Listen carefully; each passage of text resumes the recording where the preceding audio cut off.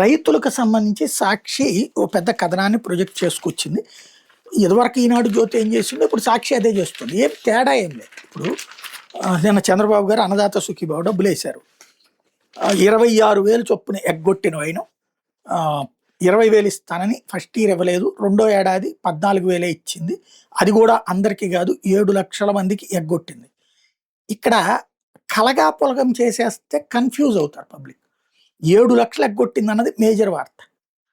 53,58,000 మందికి జగన్ ఇస్తే 46,85,000 మందికే ఇచ్చారు అన్నట్టు.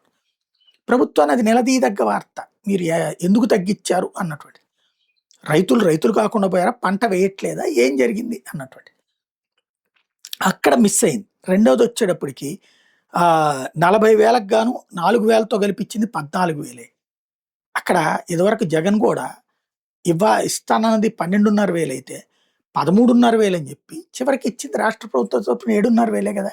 కాబట్టి ఇందులో మనం బాధపడడానికి ఏముంది? ఆ లెక్కన 5 ఏళ్లలో అప్పుడు పోనీ 53,000 మంది చొప్పున ఒక్కొక్కళ్ళకి 6,000 ఎగ్గొడితే, ఏడాదికి 6,000 చొప్పున ఎగ్గొడితే 5 ఏళ్లలో ఎంత డబ్బులు అయినట్టు. కాబట్టి అనవసరమైనటువంటి రచ్చ తప్పించేం లేదు.